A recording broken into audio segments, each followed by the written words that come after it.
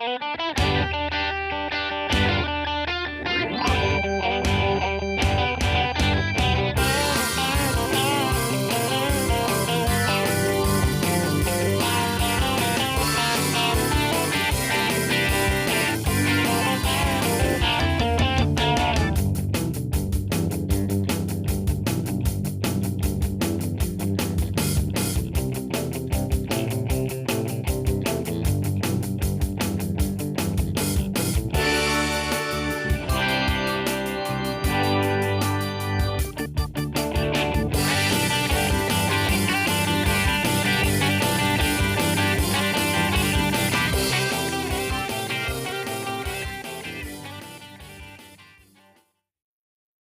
morning, everybody. You are tuned to Computers 2K now on the Nissan Communications Network.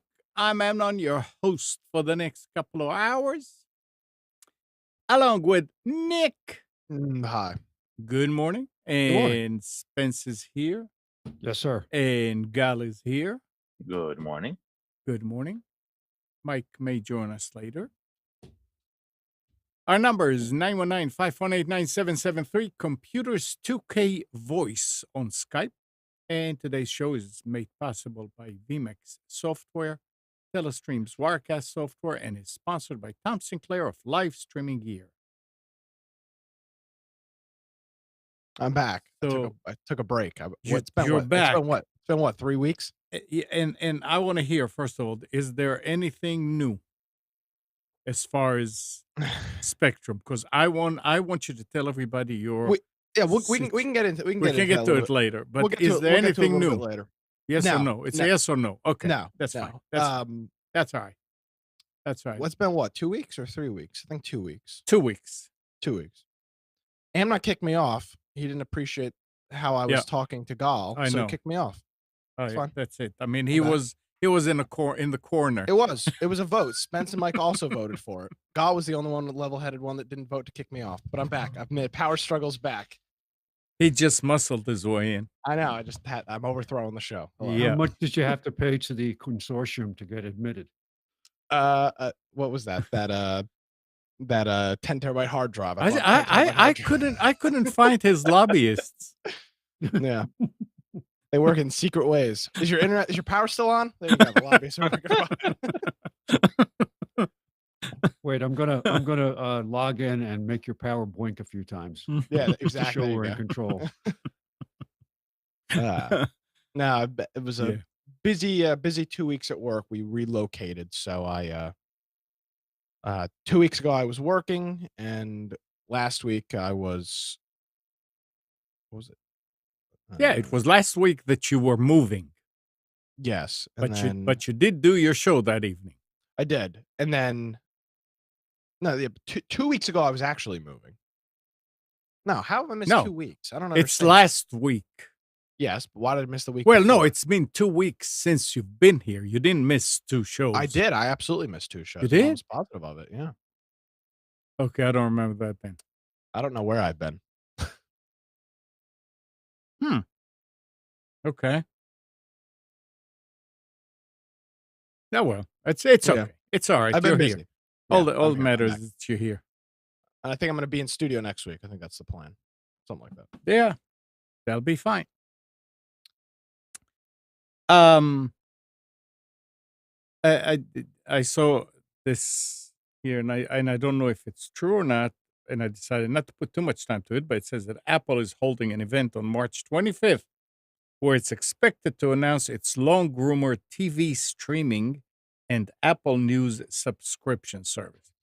They may. It's rumored. Then we don't know that it's going to happen, but that's interesting. These companies are working on a lot of stuff. Google's coming out with a cloud video game streaming platform. So, yeah. Apple's moving into this. It's interesting to see these, massive Google and Apple. You could make the argument of the two biggest technology companies in the world. And it's interesting to see specifically Google move into this video game streaming thing. When Amnon, I don't know if you remember this, OnLive. Do you ever remember hearing about that? With I know Steve Haywood had a unit and whatnot. Then that was 2010, something like that. I mean, that was forever. 2009. And it's just interesting to see these powerhouses get into this now. I think, and at Apple with the streaming thing, it's pretty Well, the interesting. Google offering is going to require a neural implant. Oh, is it? Yeah, Well, yeah. It's a relatively simple procedure. They cut open the back of your skull and they put this thing in there, hmm. and that way they can, if you what they do is they can regulate your emotions. Hey, as long as the video games are free, right? It's worth it. That's it. Yep. I wonder what people would do. And you obviously you joke, but at what would it take for somebody to give that up and allow some type of neural? What would it take for Oh, income I for think life? I mean, I don't think people would line up literally okay, to do it. screwed up people would line up, but for like the regular everyday person, what would have to be dangled over their head for them to maybe not a neural implant, but allow a company to be able to track vital and what would it take? What would it take Nothing. for you? Nothing. Nothing. No, Couldn't I do it. mean, Well, there's no way. You don't think people would want something for it? I Of wouldn't. course, I wouldn't let. I Not know in. you wouldn't let it, you but wouldn't let, but I most wouldn't let it. Yeah. you I let wouldn't your either. you put a smartwatch on that monitors your blood pressure I and know. already. I mean, Yeah. we don't know where that information goes. I wear that thing to sleep every night and use Yeah. a sleep tracker. It tells me Yeah. how much sleep I'm getting. I mean, you're right, Spence. You're spot Yeah. on. And I bought it. So that's the worst part. No, and you know what? I realized a long time ago that all this stuff is out in the open, and I have nothing. Now it's funny that you always fall back to I have nothing to hide, but But everybody does. I mean, everybody does. I mean, there's some parts of your life that you just are not meant to be out in the open, but I think people are getting there to the point where they're numb to it. So, did you see that the founder of WhatsApp came out to say that everybody should just ditch their Facebook account and delete all of the apps from all their devices? yeah, because they own Facebook owns WhatsApp, and then they fired him, right? Oh, yeah. Well, he was Or his the contract founder, and he came in ended. with the company. Usually, there's a deal in there to stay for a certain period of time, Yeah, for that's not transition surprising. until they absorb it. And he probably is like, "Oh, I'm out of here. Bye." Yeah, well, I'm sure that's going to do a lot. Oh, but it's just an indication of where I think sentiment is going to go. Not that people are going to subscribe to it. There's going to be a larger and larger group of people objecting to it, but there's going to be more and more people that, what are you talking about? I don't know anything about this. Well, So it's going to be interesting. Wednesday, I thought they did it for me. Facebook. What? That they deleted everything. Oh, well, I just noticed I don't go on Facebook much anymore, but when I Oh. did, I had a bunch of people that were friends who were now not friends anymore. Oh, that's not what he's talking No, about. that's not what I'm talking about. Oh, I actually It was incredible. I was, I like right now we're streaming to Facebook. So before every show you have to set it up. And before the Vietnam show, so I'm going and it says you're not logged in. Okay. Restarted everything. Now you're not logged in. And then I remember what Nick mentioned earlier in the day in one of the chats, and he said, Facebook is down. oh, right. And they stayed down for a long time. I was trying to do the same thing. We had a show on at 1:00, and I was same thing. I was trying to go. I stream to Facebook a little bit differently than you do, so I went to the page. I clicked on publishing tools. The page is just white. Mhm. So I said, "Oh, Facebook might be having a problem." I asked the guy to check it on his computer, and he's like, "Oh, it's the same thing." I said, "Okay, it'll be back up. It's a 2-hour show." I was like, "It'll be back up probably 20 minutes." And I'll be damned if it wasn't down all freaking day. And there was different parts of it being down. First, sometimes it would load the homepage. Yeah. For a while, it just loaded a blank white page with no elements and no URL line. Their It was interesting. their official statement says that it was not a denial of service attack, that it was Ah. a misconfigured server. I can't buy that. No, well, Well, the article here it says but that it Facebook. wasn't intentional. No, that it wasn't maybe a denial of service attack. So you mean that it wasn't intentional? That it Oh, was you're right. something? Yeah. I can buy that it wasn't intentional, even if in a company like Facebook. Yeah. One Is it small router misconfigured can wreak havoc. it can, but can it with the CDN and the network that they built, can it wreak havoc for 9 hours, 10 hours? That's how long it was down. Well, That's a they're saying that they it started on Wednesday and stretching into Thursday, and said it's fixed the glitch about 24 hours after users began reporting problem with Facebook, Instagram, and other apps. wow. So it was a long thing, and they say, and after 24 hours, they said that the systems are beginning to recover. It wasn't fixed. I mean, it was fixed, but there were lingering problems. So it If went they from deployed faulty code, right, and it starts to spread, it's like, because the whole deployment, as you said, they have a large network, and when you start the automated deployment and it starts to affect more and more and more of these machines, right? If what you did breaks the automated deployment, then recovering takes a long time. yeah. Okay. Okay, whether it was intentional or not, that's an interesting question. Well, We'll they're never know, saying that probably. it was a server misconfiguration, like Spence said. Actually, I think because they're a public company, by law, they need to report everything like that. So, and because they are subject to GDPR as well, because they have a lot of European citizens as consumers, then if a denial of service attack would be equivalent to a breach, and they'll need to report it, right? I don't think they can hide it. They can try, but if they will, it'll bite them in the ass. Yeah, I think it's going to take a little bit of doing to have a denial of service Yeah, on Facebook. yeah, that would be less likely than something internal going wrong. The question is, was it intentional or not? Like, did somebody do something malicious internally or not? There are more and more, I don't know if you call them whistleblowers or defectors. I don't think a whistleblower inside Facebook would survive and be protected because it's a private company. But there are more and more people that are supposedly have inside information coming out to say, oh, yeah, this project that was done for malicious intent or whatever. And A of lot of course, the a they're, lot of of course, the they're fired. But a lot of those believers there that really were very, very loyal are realizing, hey, the company is not as straight as we thought it was. I had heard this a few years ago, and it was just I went back to read the story recently about how there was something that the Pentagon was running, DARPA was running, called LifeLog, that was supposed to be a system where they would track everybody's public persona and everything that, well, not necessarily public, because it said it could look at what magazines you read, TV shows you watch, email sent, plane tickets bought, all this stuff. It was just a general Spy on you. place Yeah.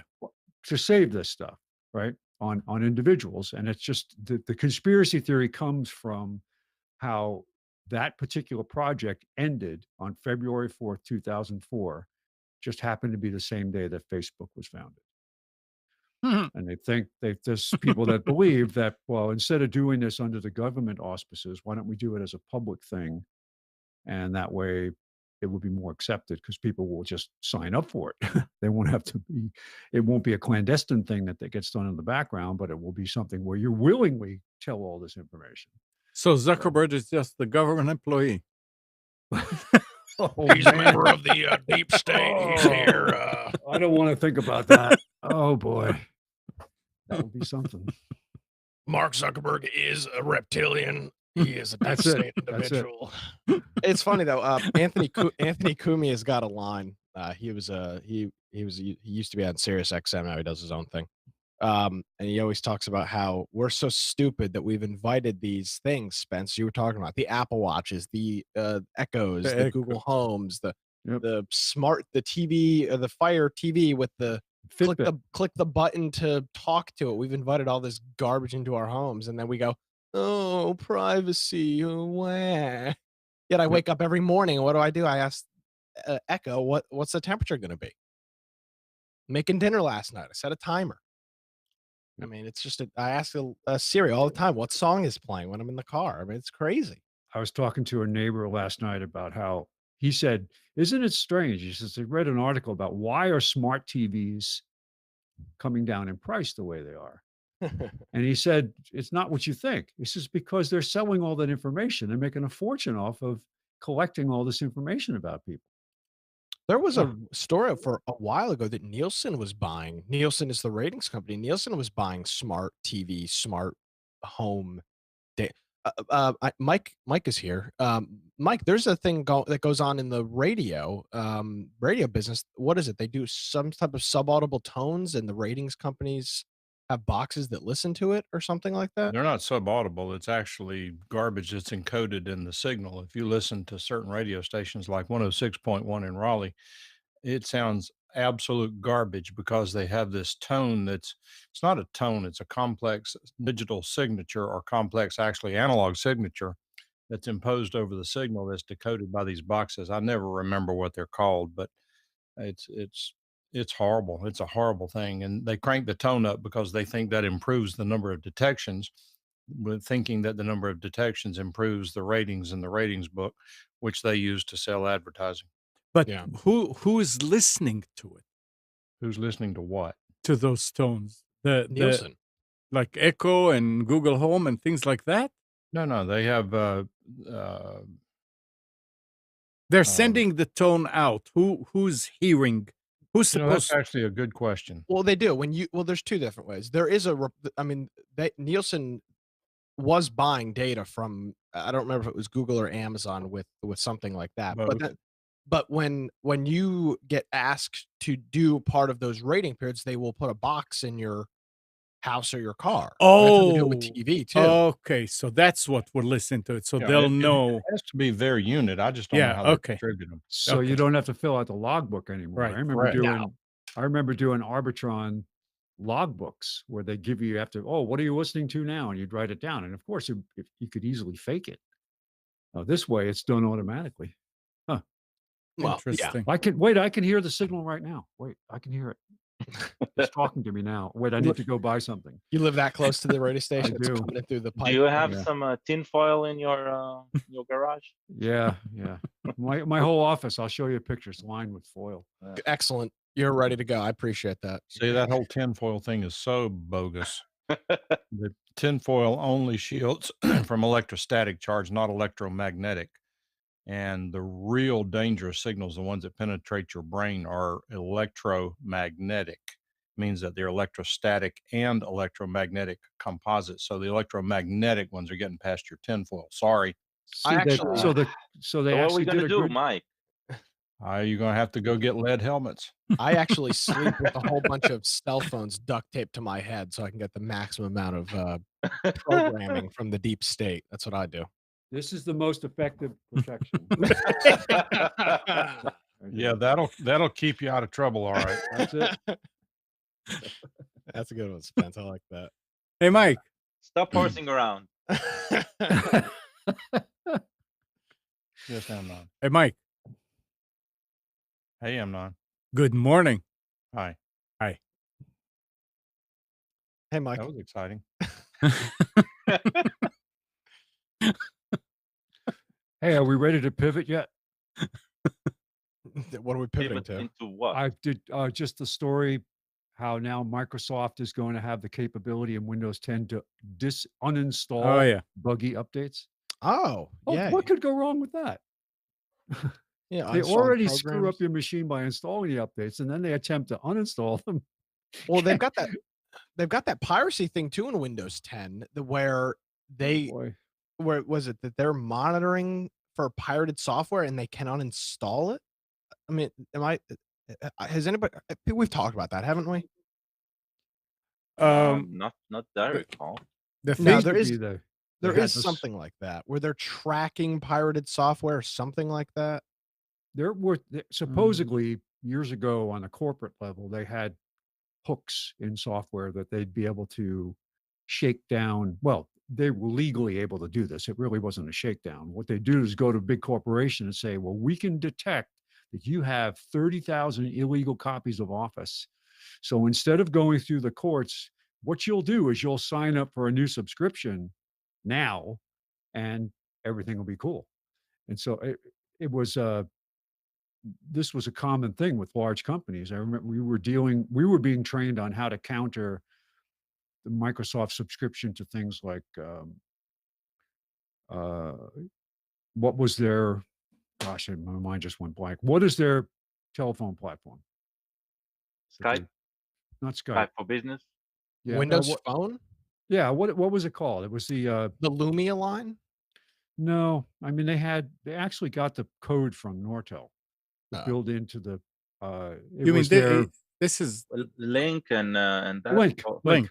Yeah, yeah. so it's called So- Skype for Business today. Yeah. And that's going to be Yeah. called So it is- Teams. in yeah, about that's right. 6 It did months. more. But we were actually being trained on how to counter that, to go in to try to sell on a technical basis, to sell to customers, to say, no, you want to go with this. And but that was where we learned about how they manage their large corporate customers with these audits. And the audit, there are bots that collect information about how many users at any given moment are active in the network with, say, Office 365 and things like that. So I wouldn't be surprised if they don't.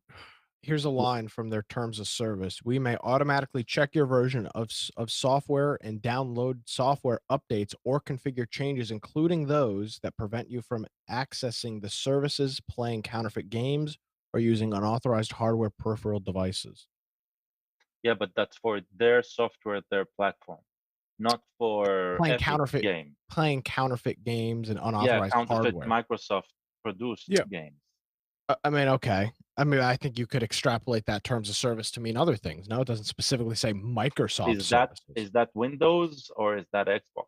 No, this is Microsoft's Windows 10 service agreement, published in 2015. Now, are they actually doing that? No, probably not. But We don't know. Well, the moment they'll do that, you'll know. Somebody's always checking. There's always somebody looking and ready to, sound the alarm on something like Microsoft. Same way with Apple, the same way. Like people are always prodding and poking in. The thing that I was reading is that with the next update, there'll be no way. You know how now you can stop it for 365 days, whatever. That's a feature update. They're not a security update. They're doing away with it next.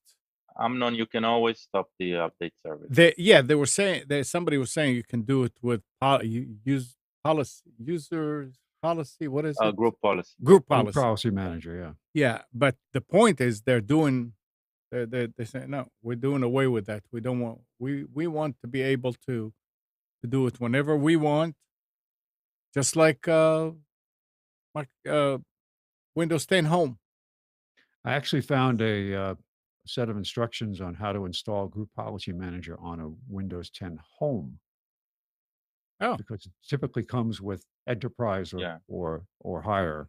And I did not go through the whole process. It turned out I didn't have to. But the machine I was trying to control was one that was getting updates, and just it was creating crazy. It's, I guess, once a quarter I'd get a call to say, well, everything, the network just went down, or this went down, or that went down. Of course, it was an update. And the latest one was just this past week, where it went into an endless recovery loop, and Oh. it was an update. And then, of course, I called Amnon about this one. I was stumped. It was one of those little Lenovo micro machines that has just USB ports, a display port, and power. That's it. There's no, and maybe a network adapter. And there was no way for me to plug in a keyboard and go into recovery, because Windows 7 disks don't come with USB drivers. So unless I had the actual recovery disk from the manufacturer, which I didn't have a blank CD to burn or DVD to burn at the moment, I couldn't do it. So it turned out I was able to get it into safe mode and then go to command prompt and run check disk, and it actually came back. But I was like there for 2 hours. I'm like, I don't know what I'm going to do. I don't know what to do. So do you need DVRs? DVDRs? I have them. I just didn't have them with me. I have tons that Yeah, I will I've got them never at use home. again. I got a closet full of them at home. I just didn't bring anything with me. I had my portable DVD drive, but it was just so frustrating to know that here I have the legacy keyboard that came, or USB keyboard that came with the PC, and it would work on setup, but as soon as it went into recovery, dead. So Well, if you're still a Windows 7 user, you've got till what? Let's see, is it January 14th, 2020 to kind of make your bed to lay in. So oh, I know. And he knows this. Yeah. He's just not exactly. no, and it's not just him. I mean, there's still a whole bunch of. I'm surprised still the amount of people. We were chatting about this in our Discord server the other day. In my infection podcast Discord, there's still a whole bunch of guys in there that are running Windows 7. Oh, corporations are. I mean, and Yeah. they're not going to give up Well, it. Get it up. But these are anytime soon. consumers. These are just guys that play Yeah. video games with us, still running it in Windows 7, and they're gonna have to make a decision here in less than a year. Well, It's- this article goes, the Microsoft plans to start selling its Windows 7 add-on support beginning April 1st of this Really? year. Yeah, you know how Yeah, much that is though. A what? The price of that scales. It's $100 for the first year, $300 Yeah. for the second year, and I think $600 for the third year. It's outrageous. Well, Yeah, this it's, one is saying patches will be issued only for bug-related critical important by Microsoft. The top 2 ranking for ESU will be dealt out in 1-year increments for up to 3 years, and support will be sold on per device basis rather than the per user approach Microsoft has pushed for Windows 10 license. Cost will start out low, $25 or $50 per year per device. Yeah. But will double each year, ending at $100 or $200 per device for the third and final year. And it's only my So- numbers are totally off. And it's not Windows 7 Home. It's Pro. Actually, I don't But even know if it's Pro. it's just- only maybe for it's enterprises. Yeah, Yeah. only for enterprise. So even if you could do this, it would cost you $200, which is you can get a copy of Windows 10 for $60 legitimately, I think, is what Microsoft's you can get copies for. I mean, you can get it on these CD key sites for $10, but yeah, $200 for support, and then after that, you're still gonna have to upgrade anyway. So you'll put And $200 in you- per device Yeah, and you and still stop. be Yeah, but that's standard process in enterprise, right? Because if you have a critical software that runs on that was developed very long ago, hasn't been patched, hasn't been updated, can't run on a new OS, right? Then you would pay. It's a way to push you either to pay to update the software and update your OS, right? Which you're probably already paying for, or pay us to keep your OS in check. But previously, like Amnon said, what they did is, from what I was looking at, is that they'd sell, for example, the state of North Carolina that still runs a whole bunch of Windows 7 machines. Right? They'd sell the state of North Carolina a service contract for however many tens, if not hundreds of thousands of dollars, and that would be it. They're no longer doing any of that stuff with this one. It's all per user, per license, and it's very expensive because the price doubles every year. So the insinuation to me is that they really want people off of Windows 7, which they should.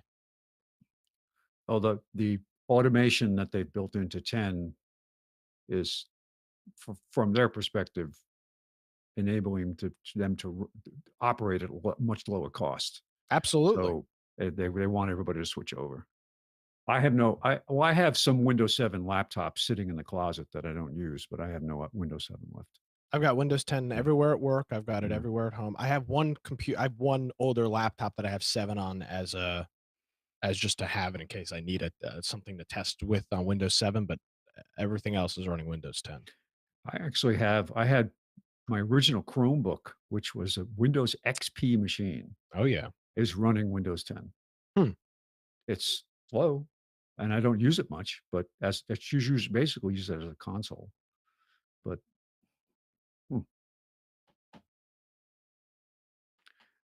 Well, The end of the line is here. You're gonna have to. yeah.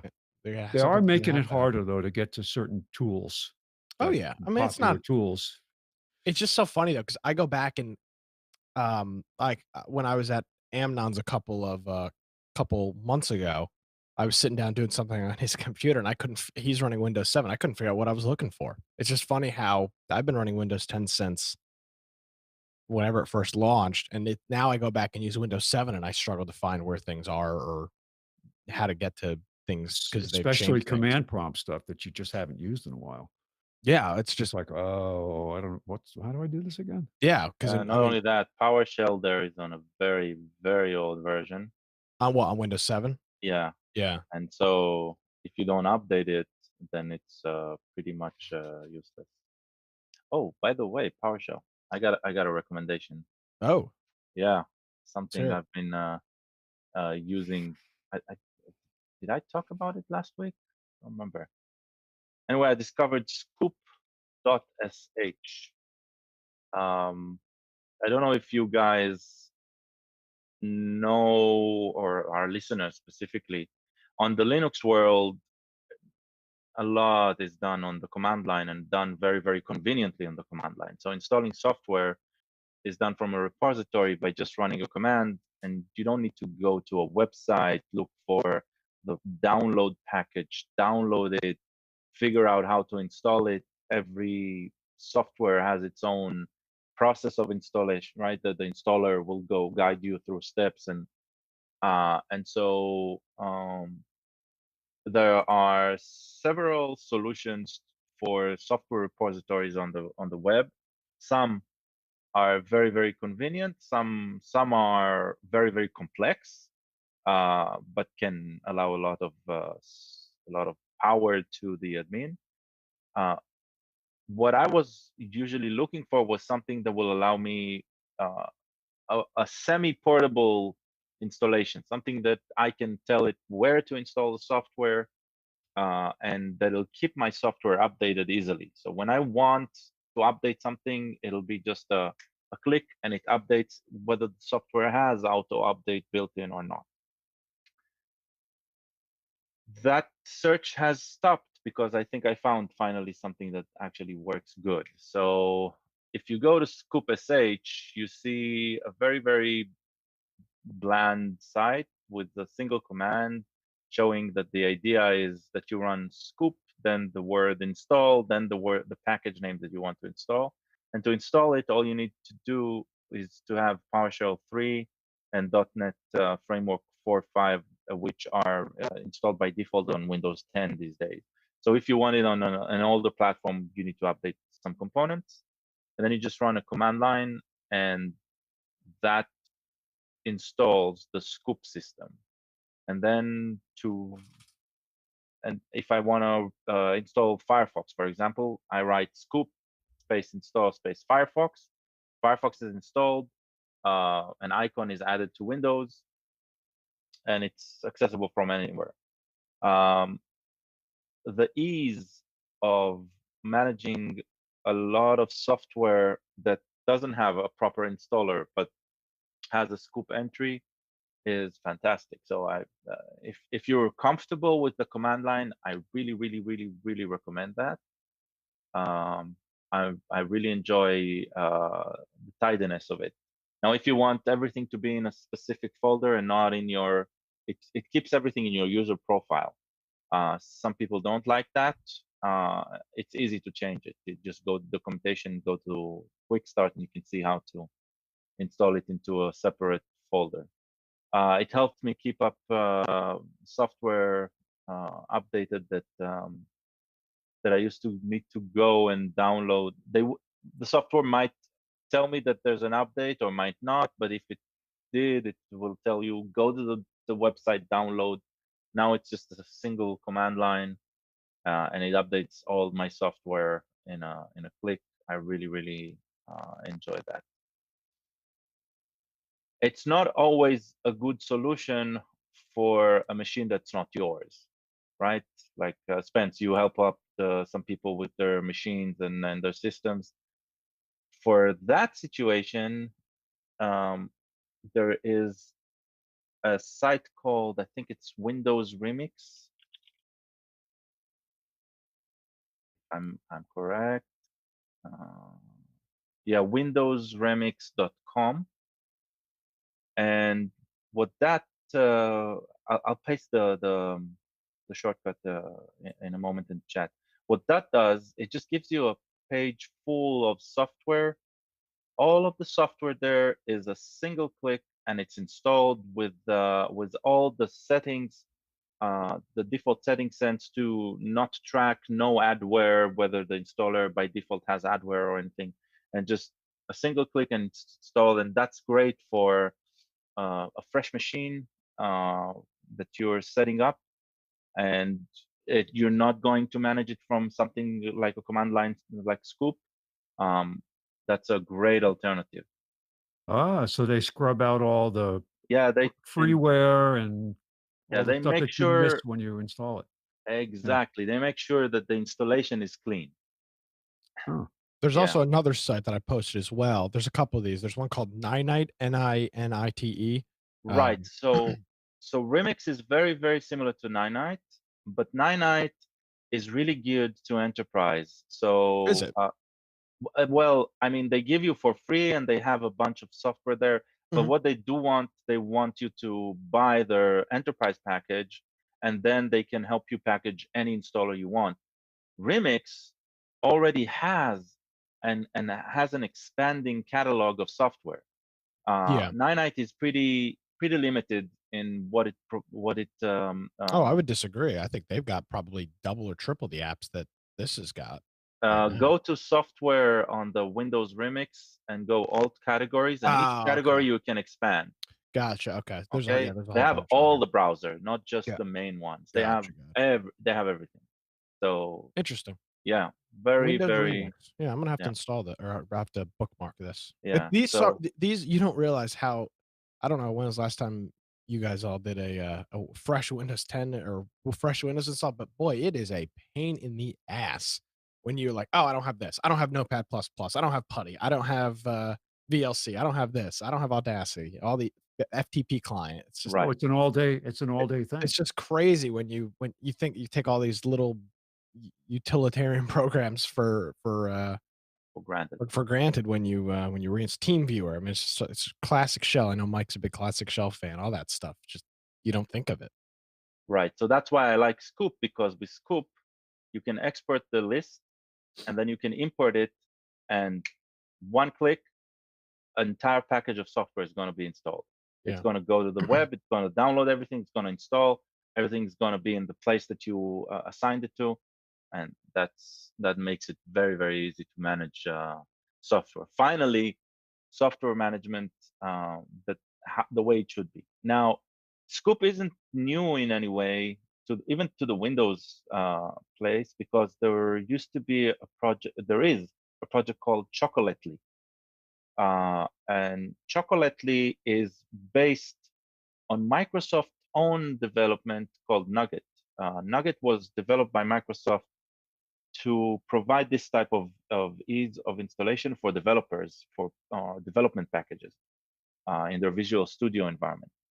And somebody took that whole PowerShell set of scripts and packaged them so they'll work better with the software installations. But that requires admin permissions on the system. And tell the truth, for most users, I would rather they not use their admin permissions ever, right? Even on their own systems, that they'll be very, very aware that when the pop-up for admin rights shows up, that it's not an everyday thing. It should be something that they uniquely choose to do, and very, very knowingly, right? This way, I mean, it's education about how to use a computer and how to keep yourself safe. And Scoop is focused on installing as much as it can without admin rights. So it's not pushing any drivers. It's not, if you want, it can, right? But it won't do it without your permission. and that is very, very important. It keeps you in user space, and that's why I really, really like the solution they provide. I just found in this Windowsremix site there is a there's an open source Texas Hold'em engine. I didn't know existed. There's a whole game category on here. This is Yeah. interesting. Cool. This is a good tip, Gal.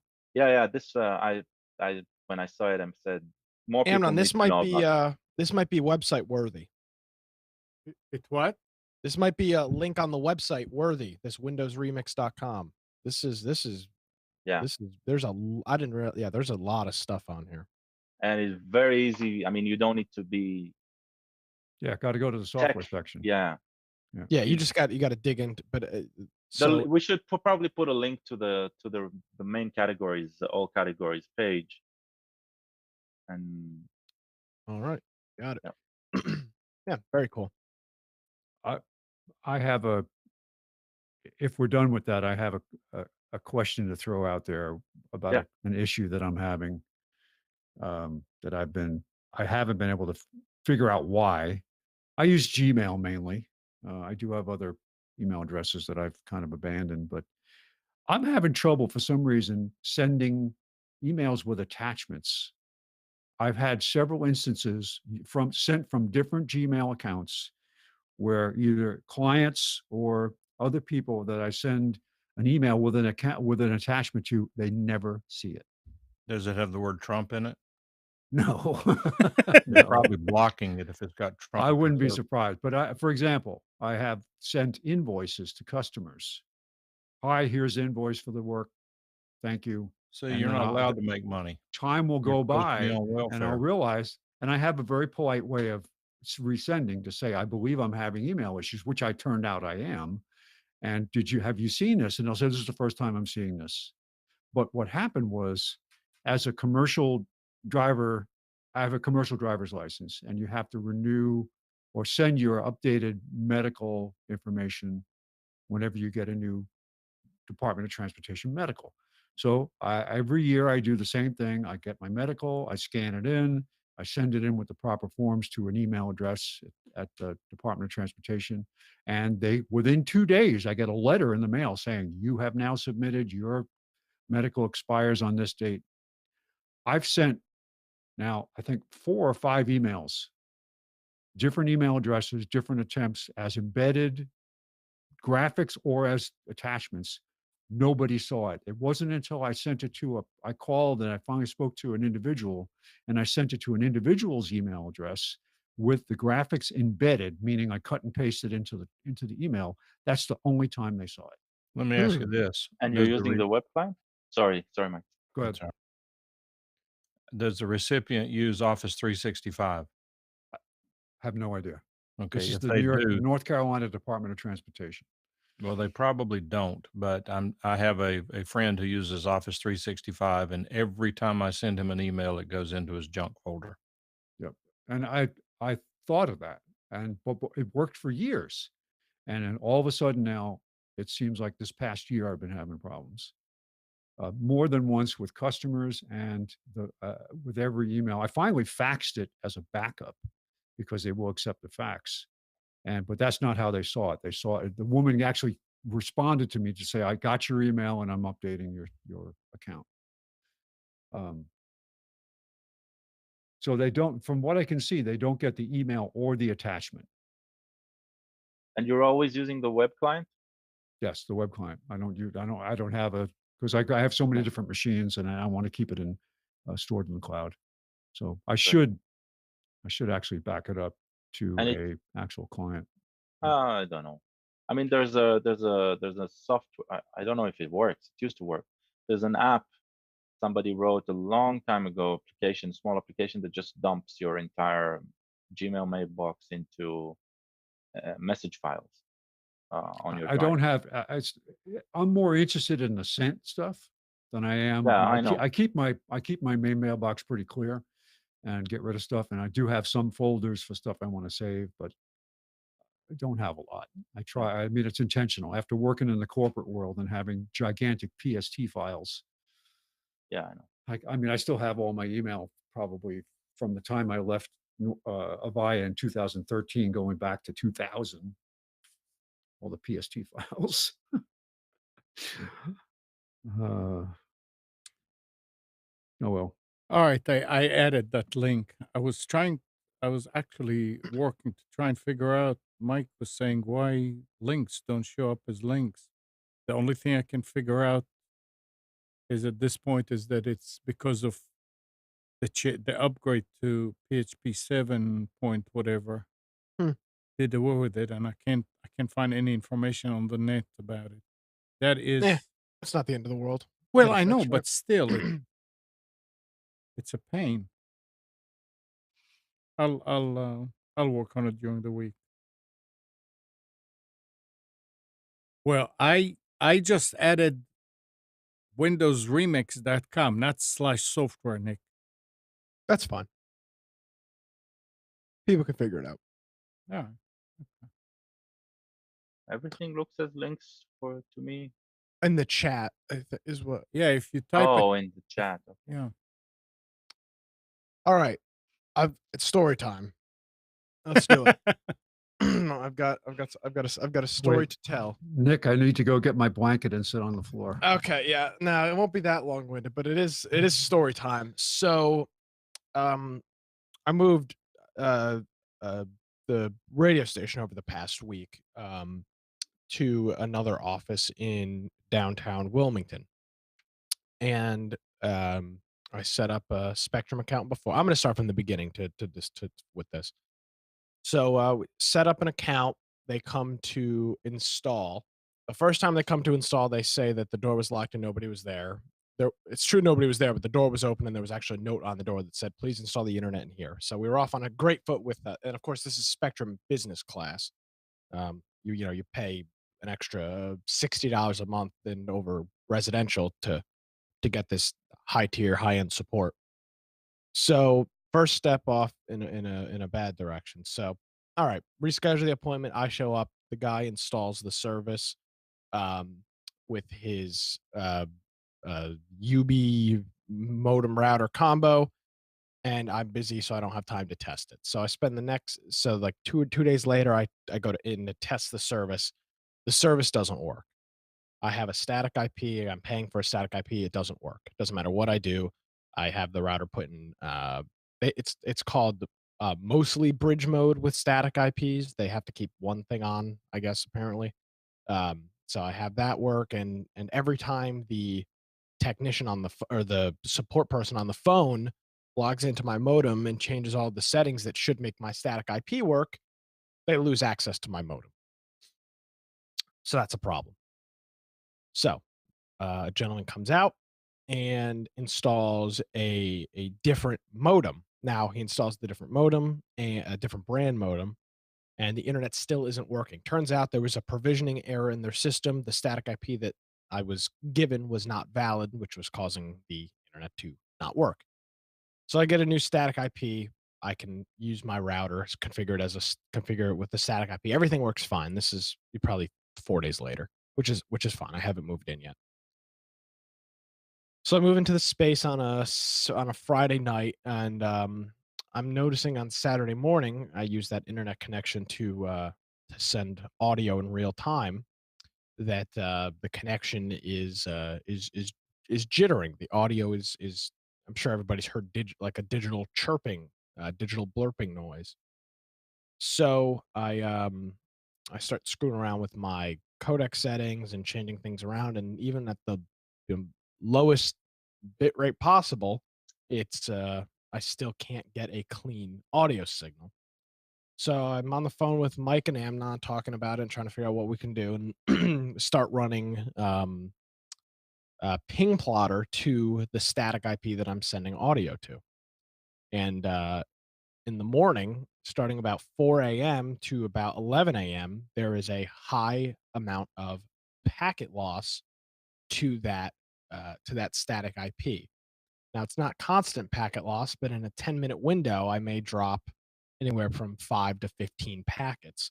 So, and they're spread out. It's not just a whole bunch of packets at once and then fine. It's, it'll drop 2 packets and then it'll go fine for 3 minutes and then drop 2 or 3 more packets. And So kind of intermittent. So Spectrum comes out, I think, 2 or 3 times.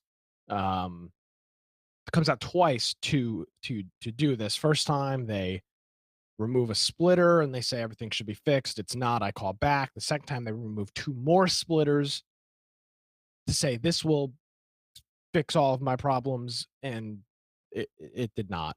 But being that it's so intermittent, when the tech is coming out in the afternoon, it's not of any the problem isn't existing at that point. So finally, now I'm in a bad mood. So I finally call again. This is last Thursday. I call again, and I schedule a tech to come out at 4 o'clock. I call Thursday morning, scheduled to come out 4 o'clock Thursday night. After a series of unfortunate events, around 9:30, the tech shows up. 9:30 at night, the tech shows up and essentially says, by the way, I'd been there since 6:15 in the morning, so it was kind of a long day. Um, Tech shows up and says, well, it's not. It, I looked at some other modems in the building, and almost all of them are. It's a uh, 10-story building downtown. There's a whole bunch of people in there, and says, well, I'm seeing this similar packet loss on a whole bunch of other accounts in this building. So I'm going to create a ticket and I'm going to have maintenance try to trace down where the issue is in the line. He says he doesn't believe that it's in my building. And that's where we are. That was last Thursday night, and I will be getting an update tomorrow afternoon about what has been done. So that's where we currently are after a couple support requests and a whole bunch of typical BS with Spectrum. And it's amazing how one person will say one thing and the next will say something else. Well, one person will say one thing, and then eventually it'll get to somebody who knows something, Yeah. and then he'll tell the truth. Yeah, That's how it works. so unfortunately. the first problem I was having was that I did in fact have low signal strength to my modem. That was a problem. But they corrected that with the removal of the splitter. So the connection to my modem now is fine. But but there's still an issue in the line somewhere. So I think it was in fact a twofold problem.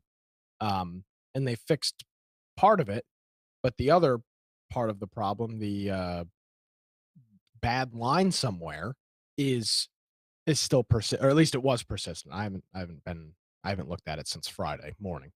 Um, so yeah, that's where we are. That's it's the ongoing trials and tribulations, and it's typical with Spectrum. So I want to just go into this just a little bit, and this is strictly me just bitching and complaining.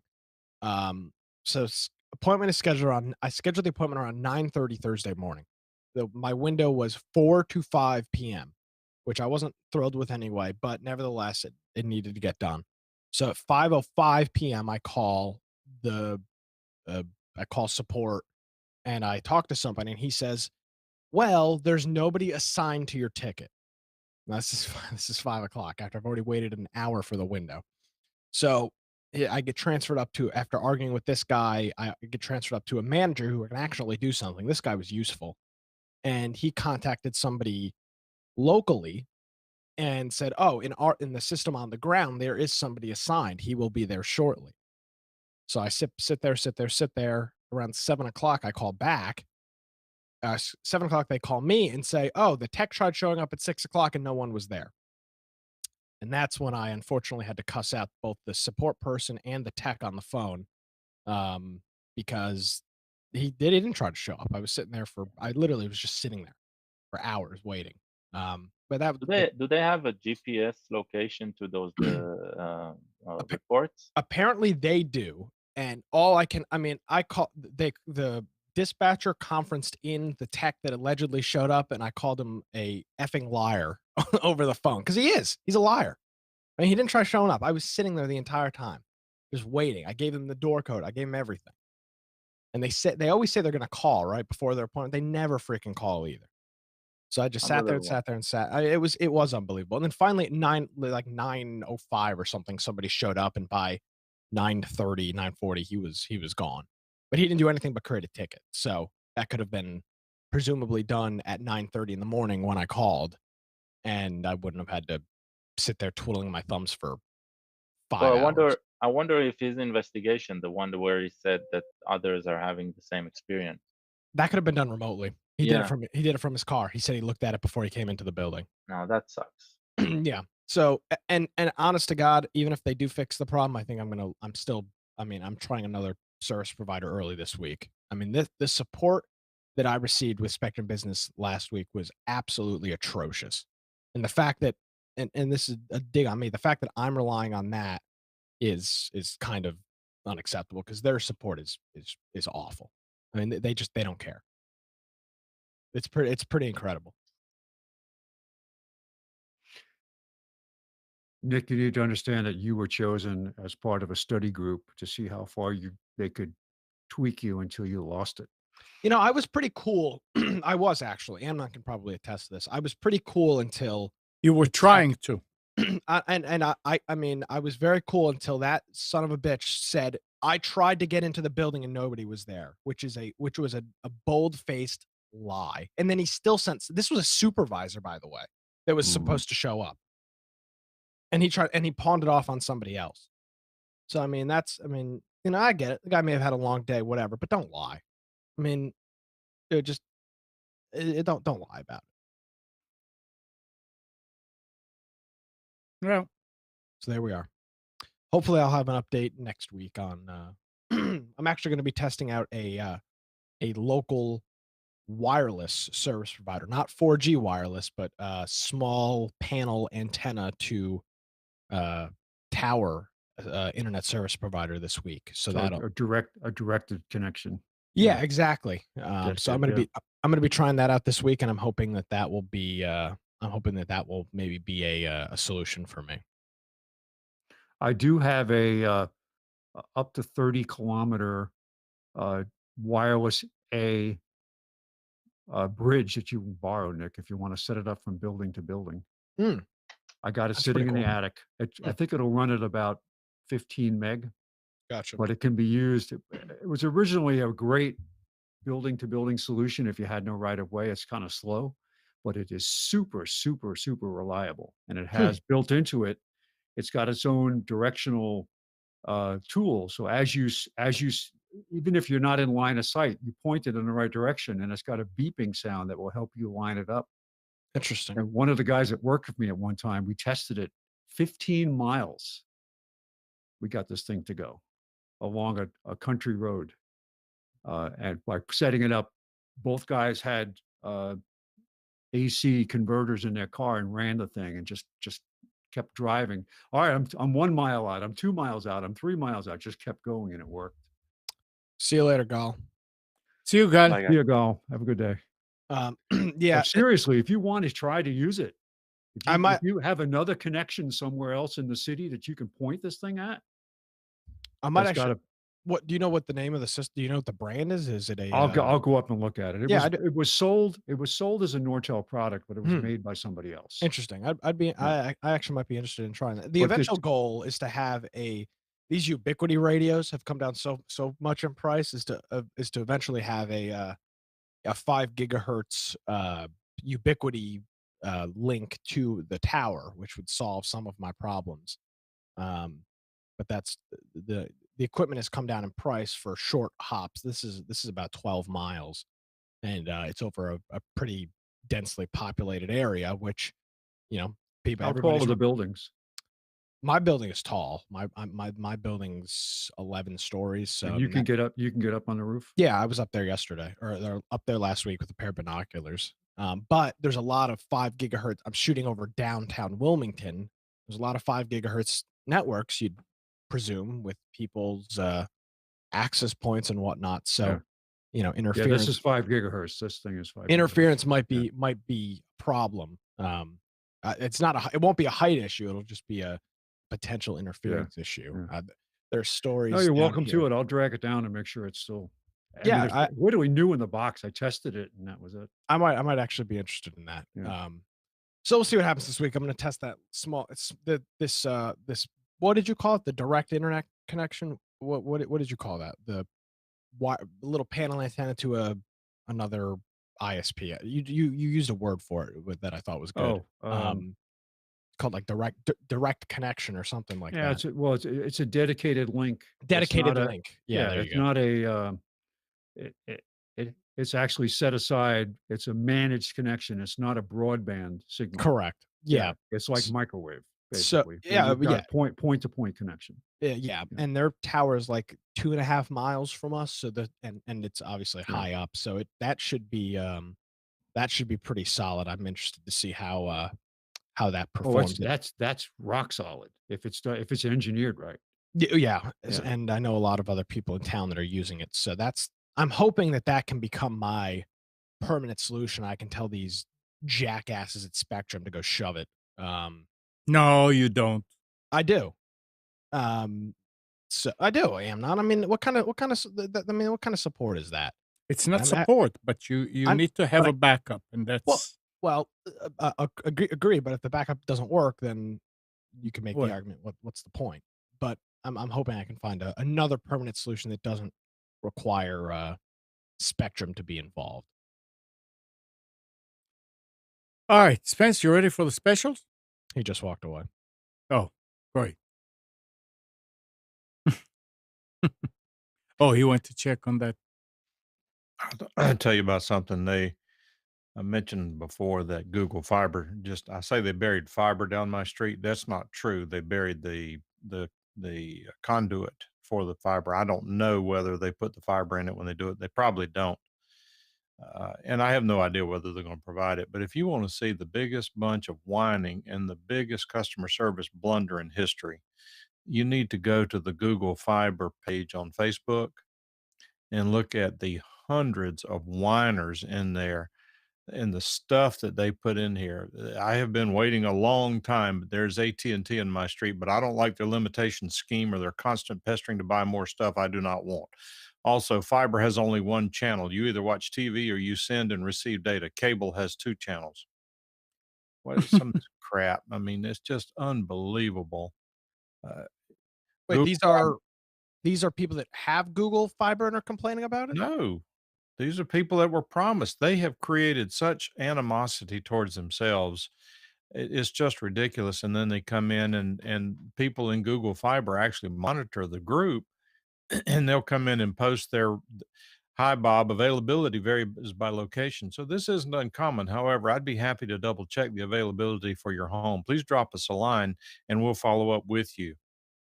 And that's when Bob said, Google Fiber is on every street in my neighborhood except mine. And it has been that way for over a year.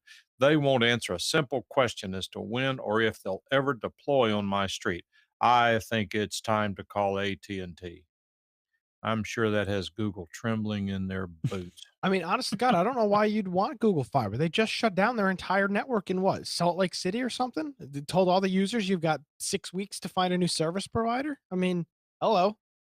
Yeah, but did they say why? Because tell you why they are running into some right of way Yeah, issues that's what it in was. certain cities. They Is that couldn't what it deploy. is? Well, I don't think they could deploy any further, and they said it's not worth our money, so they're shutting down the network. Can you blame them? No, but I don't. As a consumer, I wouldn't sign up for that. I mean, God only knows how. So who says they're liable to do it in Raleigh or Kansas City or? But as long as you have an Boston? alternative, it really doesn't matter. Right now, You're the right. reason Yeah. the reason that I would not be inclined to do it is because my bill would go up $50 a month. Yeah. So what they do, they do. They don't, they don't. I would love to see. I mean, if they put it in, I'll probably sign up for at least 1 month because there's no contract, no installation charge. I would really like to use it to test my system to see if my complaints about AT&T fiber are real or whether they're not. You could get the free account. No, I I think wouldn't, no, no, because they do offer that free 20. I think it's 20 by 20 they offer for free or something like that. isn't that a $200 installation charge or something like that? Yeah, you're right. I think it used to be And it like may that. be income tested. I don't recall. Oh, well, then you should be good. Yeah, I just tell them I'm you. Hey, that's not funny. We got the orange cable tubes and access plates put in our neighborhood yards last year. Then Google decided not to put actual fiber in and service the neighborhood. What's up with that? Google Fiber says, Susie, apologies for the wait so far. Our construction covers wide areas and occurs in phases. Thanks for being patient. Once signups are ready, we'll be notifying the neighborhood.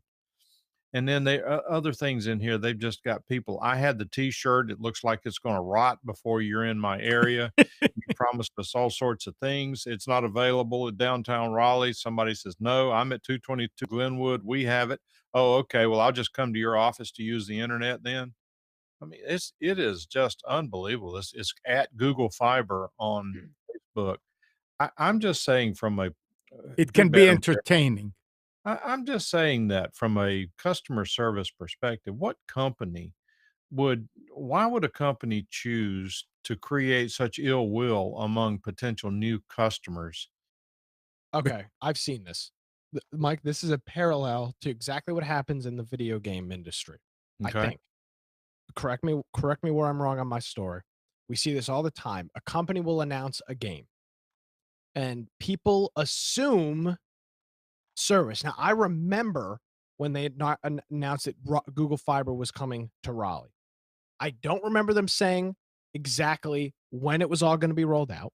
I don't remember them saying it was going to be specifically in these neighborhoods. They mentioned municipalities and communities like Cary and Raleigh, but I don't ever remember them laying out specific dates or specific guidelines, specific streets with the service. Users themselves have come up with this idea that the service is going to be rolled out because Google comes and runs conduit.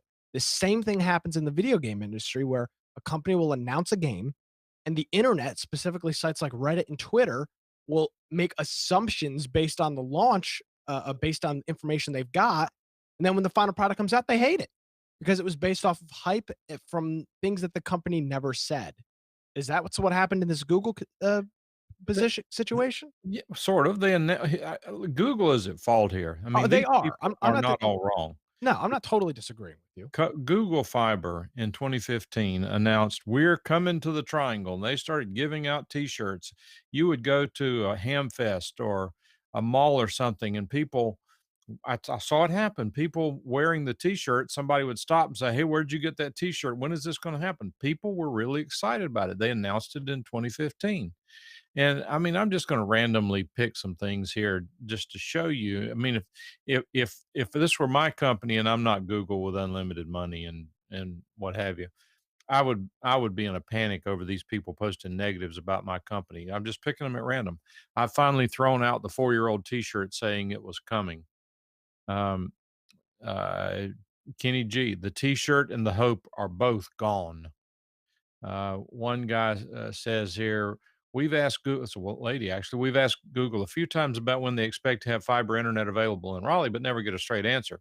It'd be one thing if we'd been told Raleigh was being considered and checked out for fiber optic. Instead, we were led to believe it would be a sure thing and in the near future. Everyone I know has written it off, and all those T-shirts they gave out a few years ago are no longer being worn. And then somebody, who was it? Brent's asking about Ting. And this guy says, Stephanie Pratt, we have Ting Gig E fiber in Holly Springs, 15 minutes outside of Raleigh. It is one incredible pipe. Mm-hmm. And then someone says here, they promised us over 3 years ago it's coming to Raleigh. Since then, we haven't heard a peep. Several months ago, my husband contacted Google Fiber via Facebook and asked about it, but they never answered his question. Next person, Ars Technica did a report on Google Fiber scale out last year. The municipalities don't want to provide pole or conduit access. It doesn't matter what the people want. They're in the pockets of the cable company. They're just gonna keep. Yeah, I mean, But hold on here. That's incorrect. Well, I mean, You're telling me nobody in Raleigh has Google Fiber? Nick, I read it on the internet. yeah, I mean, Nick. This is ridiculous. Mike's whole point here, that they are doing stuff like this. The company's guilty, but the users are guilty also. They are spreading I would love misinformation. I would love to ask these people that are writing these comments, where exactly did Google Fiber tell you that they were coming to your neighborhood or your municipality? They don't. That's my point. This is exactly what I'm talking about. Google is a master at creating hype. That's what they do. Yeah. So they give out some stupid freaking free T-shirts, Mike, like you said, and then everybody's all in a frenzy about it. I'm just telling you Genius. and I've been in marketing my whole life. I'm just telling you from a marketing perspective, this is what I would call a disaster. And when this first started happening about 2 years ago, and I saw how people were reacting. I said, "Oh yeah, people forget. Once it's available, they'll jump all over it and they'll own the market." Well, guess what? It has been available within a mile of me for at least the last year.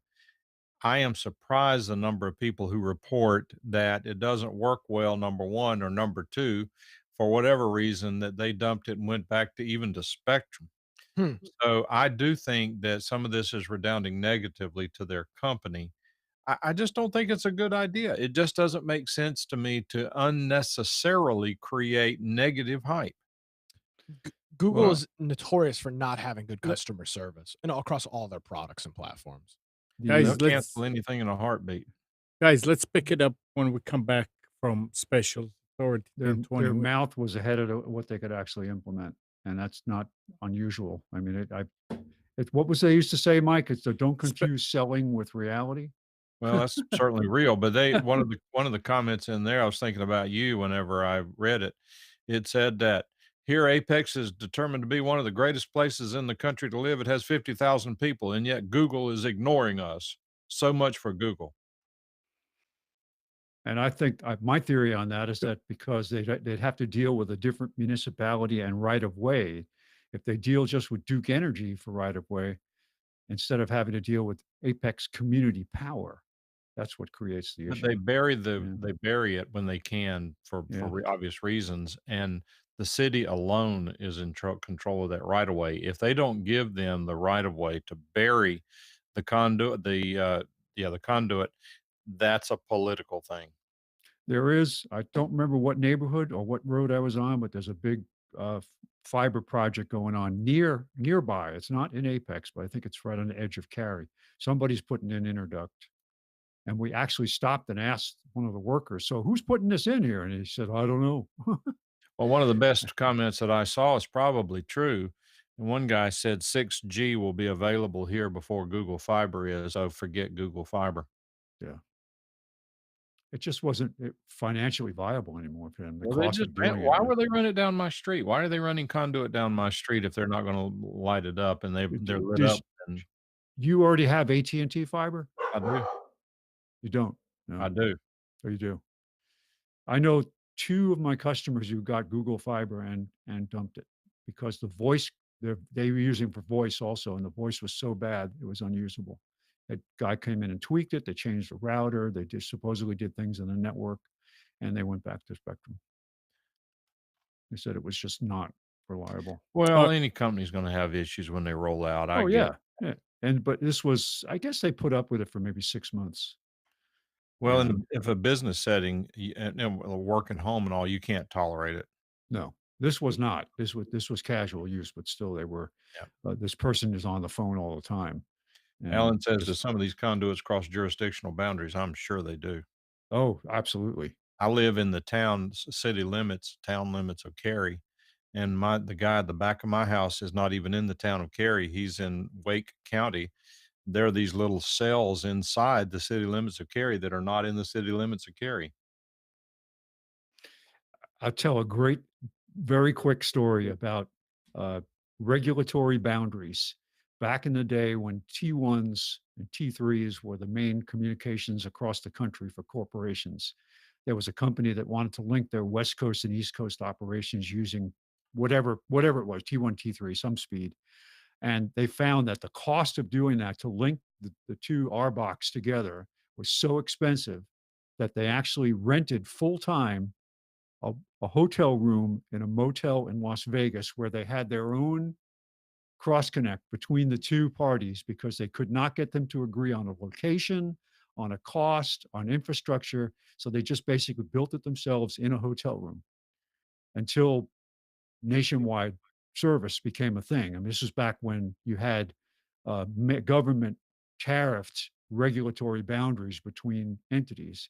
It just didn't make any sense. So they kept it for years. They had this hotel room, and then finally, when they could get one provider to go all the way across the country, they dumped it.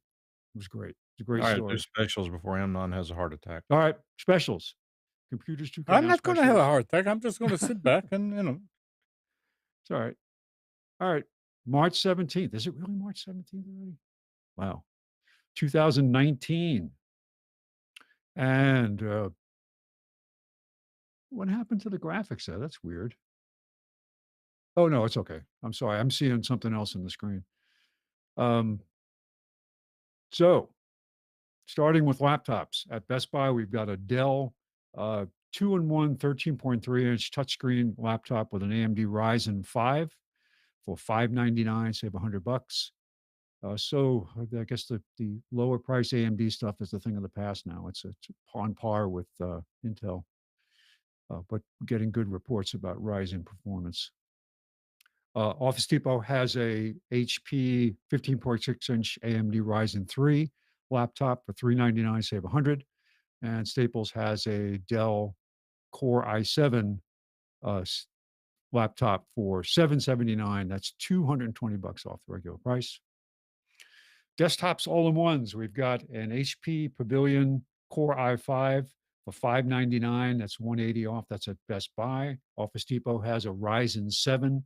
And I made it a point today to go and look up the stats on that specific processor. This is an 8-core, 16-thread processor.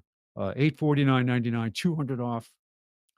And Staples has a Intel i5 HP all-in-one desktop for $679, which is $150 off the regular price. Now, while I'm not a fan of dropping a tablet in front of a child just to keep them occupied, which I see in public and it makes me insane, there are some good things out there to use as part of your education for your child if you're on top of it, and it's a regulated thing. Ematic PBS Kids Playtime Pad, 7-inch tablet, 16 gig of memory for $59.99. That's $20 off. That's at Best Buy. Office Depot has a Core i3 2-in-1 touchscreen laptop for $379.99, $120 off. And Staples has Apple iPad 9.7-inch for $279. That's $50 off the regular price. Networking, Linksys AC 2200 tri-band mesh router for $149, which is $30 off. That's at Best Buy. Office Depot has the Linksys Velop intelligent mesh. It says 2-port gigabit. It shows a picture of 3. So I'm not really sure what this kit is, but you do need at least one, which would be the base station, and then you have the satellite units. But don't know if it says 2-port. I don't know if the picture's wrong or the description is wrong, but $249, which is $50 off the regular price. If you are a fan of Netgear switches, which I am, they're well made. The metal case ones are excellent, tried and true switches. All Netgear switches are 20% off at Netgear. I'm sorry, at Staples. Storage, you've got a 512 internal solid state drive from SanDisk for $69.99. That's $20 off at Best Buy. 2 versions of Western Digital's MyBook external hard drive, USB 3.0 at Office Depot. The 4 terabyte for $99.99, which is $50 off, and the 6 terabyte for $129. I don't know what the regular price is there. I just found the price for the 6.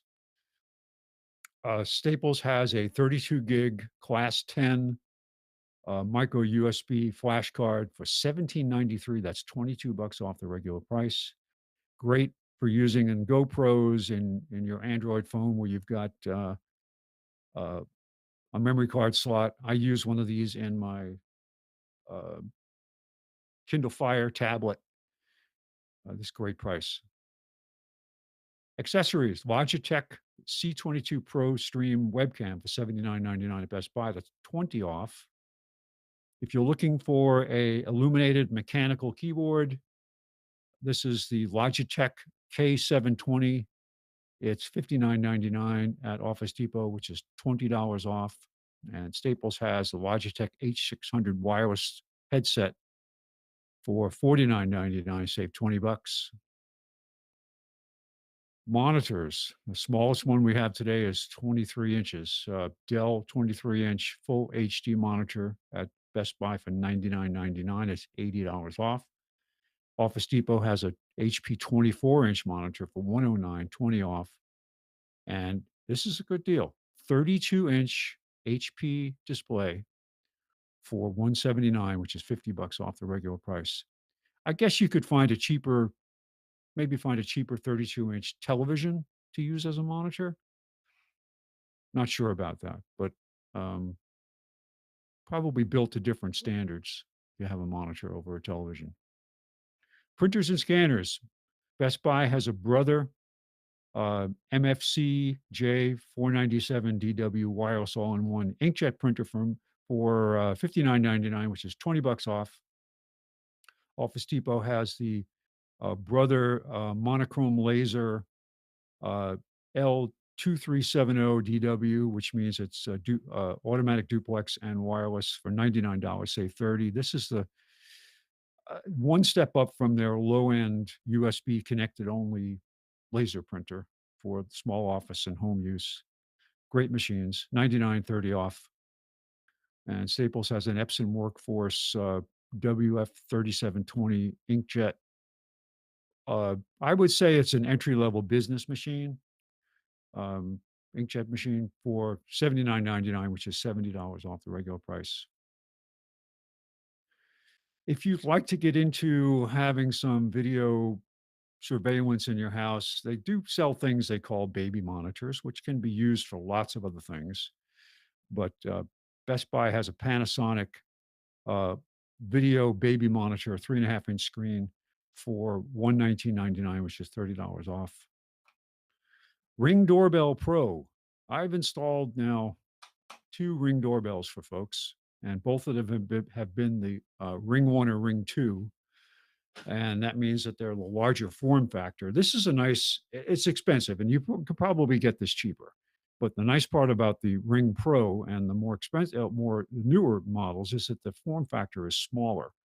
The Ring Doorbell has a built-in rechargeable battery, which runs off of your AC supply to your doorbell, which is very convenient. They do actually have options for solar-powered chargers and for just replacing or just swapping the batteries out when the battery goes weak. And the battery will last, battery performance depends on how much motion detector traffic you have. But there's lots of options out there. Ring is still the leader. They're the ones that created this market and this product. And I like the fact that they have the neighborhood app where you can actually help monitor each other's homes, which is a cool thing. But the small form factor makes it a lot easier to install. They're not easy to install in most environments because the width of the place that you have your existing doorbell now. There's ways to overcome it. They do come with brackets, 15-degree side-to-side bracket and a 15-degree tilt up or down bracket. But a nice product. $249 at Office Depot. Staples has a Vivitar entry-level home indoor Wi-Fi cam for $39.99, which is $10 off. Now we go to Fry's. They've got, as usual, a couple good deals on some cyber power battery backups. They've got a 1500 VA for $119, which is $40.99 off. And they have a 950 VA battery backup for $79, which is $10.99 off the regular price. They always have some nifty adapters. This week, we're looking at some unusual stuff. 2-port DVI splitter. Yeah, DVR is not the thing anymore, but it's still a very high quality way of interconnecting video devices, different versions of it depending on what you want to do. But $39 for a 2-port DVI splitter, which is $20 off. DisplayPort to DVI converter. If you've got a newer machine, especially small form factor or a laptop that has a DisplayPort, this is an easy way for you to connect an external display. $7.99, $5 off the regular price. This is an interesting adapter here. USB-C to 3.1 adapter. That's not something that comes up that often, but with the popularity of USB-C now, it is getting to the point where you have some 3.1 devices that you need to connect with C. You don't have to go through a hub anymore. You can just use a simple adapter. And this one's $4.99, which is $5 off the regular price. And finally, a very simple device that solves a problem. This is a DisplayPort to HDMI cable, 10 feet long. Everything is built into the cable itself. And it's meant for plugging in And I'm not sure whether it's bidirectional or not. That's a very good question. But I would assume because the DisplayPort is outbound, that it's heading to the HDMI device. Supports 4K and 2K resolution. For $29, save 15. Got some good deals on flash drives here. These are unusual. They call them Trinity from Patriot, and it's got a USB standard 3.1. It's got a Type C and a micro USB all built into one. And they have three sizes, 32, 64, and 128 gig for $11.99, $15.99, and $26.99 respectively. $3, $4, and $11 off. It's $6, I guess. I can't really read it. $3, $6, and $11 off the regular price. PNY 128 gig USB 3.0 flash drive for $24.99, say 15. And Samsung 256 gig USB 3.1 flash drives, comes in two different form factors. Was $79.99. They're $54.99. That's 20 off the regular price. But wait, there's more. Staples has a Epson PowerLight Business WXGA wireless video projector on sale for $649, which is $150 off the regular price. If you travel with a projector for work on something that's a small form factor, wireless really helps. I'm not sure at what resolution it supports, but good stuff. This is something to take a look at. Apple TV 4K at Staples, $169. It's only $10 off, but this is the 4K model. More and more features being packed into this thing. Also, we have at Office Depot, Altec Lansing speakers and headphones are all 25% off. Best Buy has a Western Digital 2 terabyte external USB 3.0 hard drive for $69.99. That's $60 off. They have a SanDisk Ultra Fit 32 gig USB 3.1 flash drive. This is the kind you would actually plug into. What makes it useful is you plug it into your laptop USB port and just forget about it because it sticks out about less than a quarter of an inch, which is very nice. $7.99, save 10. And Office Depot has the Logitech K480 Vienna keyboard. This is the first one they offered that had multi-device support. This uses Bluetooth, and it has a dial that can switch between three separate Bluetooth devices. And that green bar you see across the top of this is a slot for holding a tablet or a phone. So a very good device if you're traveling. You want to have a single keyboard, say for your laptop and your phone, and just switch back and forth easily. And finally, at Fry's, got a couple interesting things here. This is for you, Amnon, the Soundwear Companion wearable speaker. Just lays over your shoulders there from Bose. Hey, his Bose has got to be good, right? Vibration for incoming calls. I tell you, you can walk around the house and just be so comfortable with this. What do you think, Amnon? Get two? Oh yeah, no, each person will get one. That's it. Yeah. Hey, Yeah. That's great. Now the And problem and is finally, now I the mean, pro- this is going to win awards for thinking about people's safety, right? 7-inch in-dash DVD receiver with built-in Bluetooth plays DVDs right on your dashboard of your car. Can you imagine how useful that would be as you're driving down the road? yeah. Wanting to watch the entire Stargate series as you drive to work every day, right? You can just pop that DVD in there, no problem. It's amazing that this. I realize people have screens now that are interactive, but they typically the forward screen in the dashboard typically does not show movies, right? It's meant for the back seat. But whether this is a good idea or not it's up to you. I don't endorse it. It's not. 140. It's 109 with a promo code. So have at it. And that's it for Computers 2K Now specials from March 17th, 2019. Well, thank you, Spence. And there you go. Very, very, very, very good. 919-518-9773. Computers 2K Now. 2K voice on Skype. You're losing it. So yeah, I Okay. know. So now you can pick up on that Google and Fiber and all these things again if you want to. No? Okay. Here's a couple of stories here. Experts have proven once again that facial recognition on modern devices remain hilariously insecure and can be bypassed using simple tricks such as showing an image or a video in front of a device camera. So you can just have a video of the person and just show it in front of the camera and you get in. And this happened on a Galaxy 10. Now, here's something more important that everybody should do now. If you're using Winrar, last month it was discovered that Winrar software used to open zip archive files has been vulnerable for the last 19 years to a bug that's easily exploited by hackers and malware. Now, Winrar 5.70 was released in late January, patches that behavior, but it must be manually downloaded and installed from the website, leaving most users unaware of the critical update. So it will not automatically update or anything like that.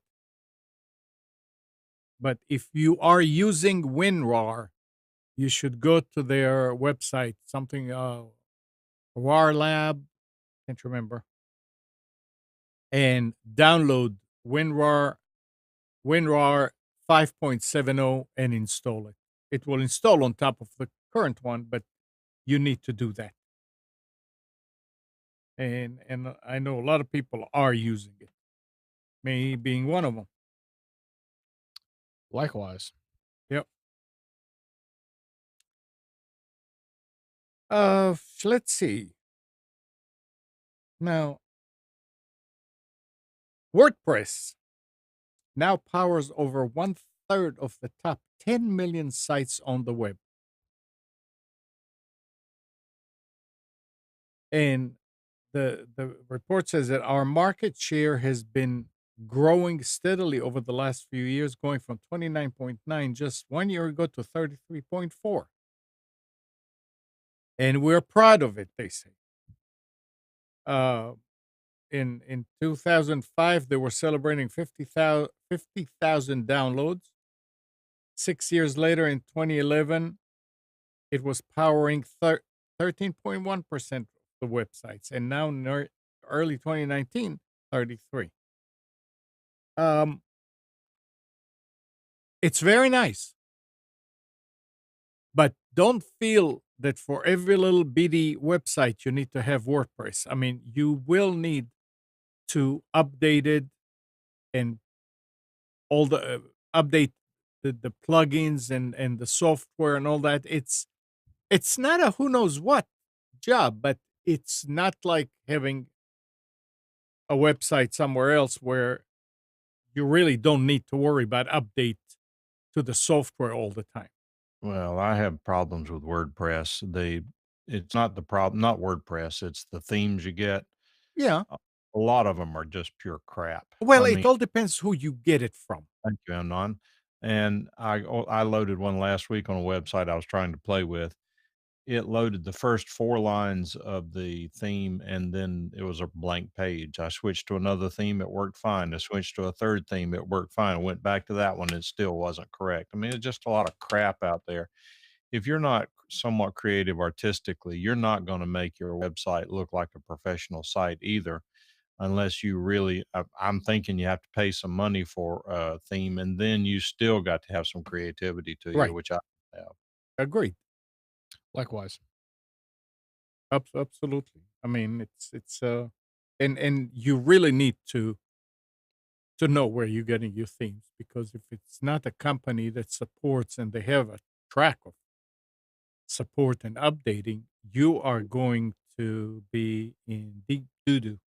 Well, Nick made a good point, believe it or not, whenever he was looking at one a couple of weeks ago when we were trying to, or 3 weeks ago, I guess, whenever it was, 4 weeks ago, he looked at it and said, nope, we're not going to use that one. It hasn't been updated since 2015. Right. That was a good point. That was a really good point. If you're buying a theme, which I would recommend you're buying a theme, if you're not, unless you're just playing around with it, maybe making a little blog for you to test stuff with, buy it Theme Forest, and you can.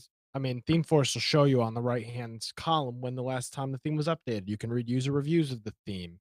So all that stuff is on there. If you're buying a theme, buy it at Theme Forest, which is an Envato product. And I believe that the one that I had a problem with either came from Theme Forest or who's the other big one?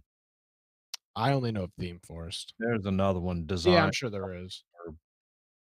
Yeah, and there's plenty of great free WordPress themes. Yeah, those are the ones that often are not updated, the one that I looked at. So, Well, they don't import the demo content. That's the one thing that you and I were talking about. yeah, and for those of us who don't know how to do that stuff, that's Yeah, just pain in like the using ass. a typewriter and saying, "Here, you can be a world-class writer." Yeah. Alan says, "What is illegal?" I posted that it's illegal. You cannot have a video screen in sight of the driver in North Carolina. Good. It's illegal. Parents would buy DVDs for their kids in the back seat, and that's fine. You could even buy an SUV that had screens in the back of the front, the driver and the passenger car seats. But if the driver can see the screen in North Carolina, it's illegal. Now they're struggling, of course, with how does that work out with GPSs and all that kind of stuff, but that's their problem, not my problem. And a lot of people are using Dropbox. So Dropbox has quietly removed unlimited device linking for free accounts, meaning that unless you upgrade to one of its paid plans, which starts at $8.25 a month, you will be restricted to 3 devices for a single account. The change was rolled out earlier this month, though it's worth noting that those who had linked more than 3 devices prior to March 2018 wouldn't be directly affected. I don't care if they go out of business. Well, I'm just somebody this I past use week. Dropbox every day, so let's hope they don't go out of business. I use it too, but it doesn't control my life. What was that Firefox Send that you guys were talking about? Oh, that's yeah, Sean posted that. It's Yeah. it's open source Isn't that the same thing? file. It's very no.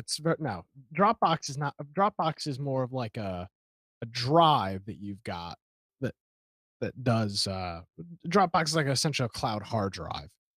This it's send.firefox.org. I think that it's very much similar to WeTransfer. It's just a singular file transfer, a small file transfer website. Which I thought was cool. I think it's send.firefox.org, something like that. I don't know, but it's a Firefox thingy. Yeah, because Firefox is an open source. Firefox is the only open source browser, and they do a lot of those open source projects.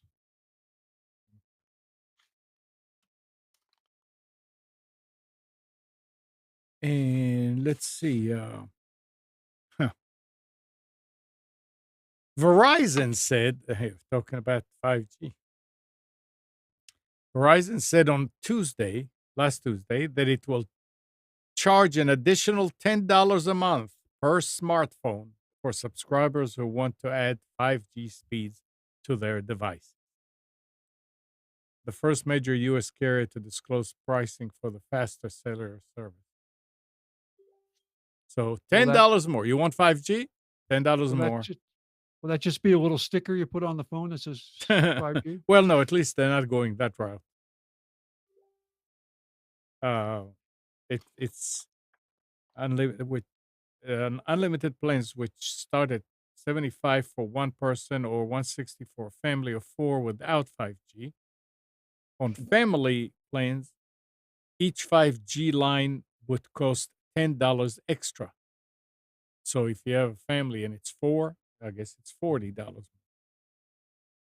I And wonder if they've successfully worked out 5G handoff back to legacy networks. So if you are at 5G and you want to roll back, and 5G might be off a different antenna, different system, how does it automatically roll off that I back to 4G? yeah, well, they're saying that network access will initially work with just one phone, the Motorola Moto Z3, with a special 5G attachment. It's probably going to be a dumb, and they're going to charge I you have for one it. here, Amnon. This is the special 5G attachment right here. Yeah. It's a special antenna. They will offer some promotions at first, including discounts on the phone and attachment, and the first 3 months of 5G service free. Well, the Moto is got an expansion slot in the phone. That's why you can. I think Still, or what? I think I think there's that phone's got an expansion slot on it inside the phone. Now Which is pretty this cool. might work really well for somebody who is in a fixed area, isn't roaming around a lot. We'll see how it first. I mean, if they'll work it out eventually, but the handoff part of it is. Remember when we started going from the original networks up into G3 and long-term evolution, how the handoff time was not real fast.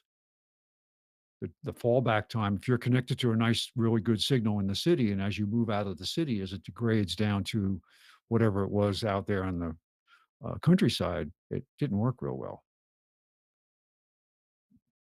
yeah, but if you want to be on the forefront, then No. and you were talking about Windows 7, Nick.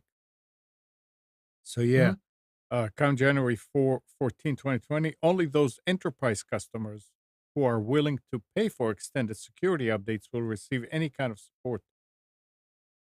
Microsoft has already done a lot to encourage Windows 7 diehards to make the move to Windows 10. And now it is stepping things up a gear. Throughout 2019, the company will show pop-up notifications in Windows 7 about making the switch to the latest version of Windows. So here comes again the old upgrade. And I guess people that don't want to upgrade will have to figure out ways how to suppress these pop-ups. But yeah, I went ahead and I think I got 2 licenses this week, even though the what was it, SCD key, they Mhm. don't have them anymore. Interesting. There's another outlet out there, 2GL, something like that. Oh, these are Windows 10 upgrade licenses? These are Windows 10 keys. Oh, And I was reading about it. Yeah, it is. I guess it's not illegal for you to have them.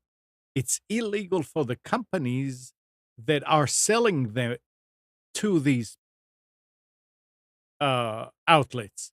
And apparently, the Hmm. way that it works is because anybody that sells PCs has to have an operating system on it, like the big companies, and it's from Microsoft, and you have to sell so many a month. OEM copies. Yeah, it is, and this is an OEM key. And at the end of the month, in order to be compliant, they may dump a whole bunch to some of these outlets. Now, I don't know how Microsoft looks at that if you have one of them, and in most cases, the numbers. Well, what difference would it make to Microsoft if they've already sold them at their wholesale price That to yeah, that distributor? that's a good point, but I doubt that they're going to look at it this way. I mean, they would Oh, want yeah. to sell you. You're right. They already got the money for this. Or not. I don't know if Yeah, who I knows? don't know how it works. You may be able to return those licenses for credit if No. you don't sell them. But And now Picasa. Google purchased Picasa. They wasted a huge amount of humanity's time and effort by shutting down Picasa. Now they're going to waste millions of additional hours worldwide by breaking links to all of the Google Plus albums that they had Picasa create. Ah, Jesus. People will either have to edit a ton of links and or having arrived at the broken link will have to start searching to see if they can find the content somewhere else. John, my friend John had a bunch of pictures on Picasa, but it ended up that he had the program installed on his computer and it would go from there to Google. So he had all the pictures on his local drive. And in most cases, you should have all the pictures. If you don't have all the pictures that you took with your phone or with your camera on your local drive, also, maybe not in an album that it's all arranged and everything, then you're in trouble if you just upload it directly from your phone to Picasa in the cloud and did not download it when they let you know that you need to download it. So he was able to just go and get he wanted to make sure that he doesn't lose any, so he got an external hard drive and put everything on that, and he's happy. Who's using Picasa here? I'm not. I've never used it. Good. But it's amazing. Yeah, that's part of that Google Plus closing down.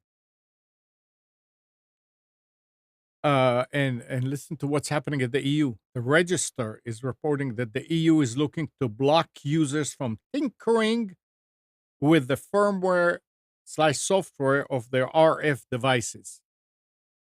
This seems to have been very underreported, with a fairly short consultation period that has now expired. It could force manufacturers to lock down phones and routers, etc., to stop you from installing the likes of Lineage OS or OpenWRT. The way this is written, it could stop devices like laptops or Raspberry Pis having their software changed. Or all the more important now that if you have older routers, keep them, because you may need to do something like this sometime in the future to load. We talked about it last week. And I'm fresh out of story. So Oh, I've got something I heard last week on the radio. Or not on the radio. I saw it online. So you remember we talked about Flickr shutting Flickr was lowering their storage space? I think it's what, to 1 gigabyte or something like, or 1,000 photos or something Yeah. like that. Yeah. That is true unless you set your photos to Creative Commons, in which case I believe it's still unlimited uploading. So as long as you give Creative Commons full rights to your photos, you still get unlimited uploads. Oh, I learned that last week. Saw that last week, which I think is pretty cool. okay. So, just if you're a Flickr user and you're screwed on that, make your pictures Creative Commons and you're good to go. As long as they're pictures, obviously, that you're taking. Can't Creative Commons a picture that isn't, Yeah, yours. Okay. So, little tip. Well, anything else? Anybody? Nope. Mike? Nope. All right. Well, Nope. so we'll end the show. Thanks everybody in the chat for being here, and those that aren't in the chat. Thank you for watching. And good morning, Kathy, Hannah, Nabil, Mac, Norm, Katie, and Dana. Thank you again for tuning to Computers 2K Now. We hope you enjoyed and maybe learned something from our time together. Remember to practice safe computing. Back up your hard drive and update your virus scanner. We'll be back here next Sunday at 9, but you can always reach us at computers2know.com. Tonight at 7, Nick Craig hosts Against the Norm. And at 9, Mike Phillips hosts The Crypto Culture Show. Both these shows are on Wilmington Big Talker 106.7 FM. You can listen on TuneIn, and the link to TuneIn is in the links on the left in the nav bar. See you next week, everybody.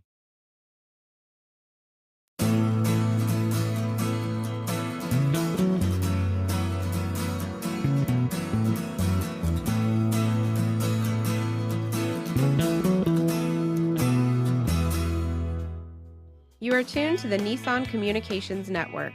If you tuned in too late, you can always watch each program in its entirety or download an MP3 audio file of it in the archives section at nissancommunications.com. Don't forget to subscribe to our YouTube channel, follow us on Twitter, and like us on Facebook. Sponsored by Telestream's Wirecast software, StreamingGear.com, Carolina Apparel, and DeltaForce.net.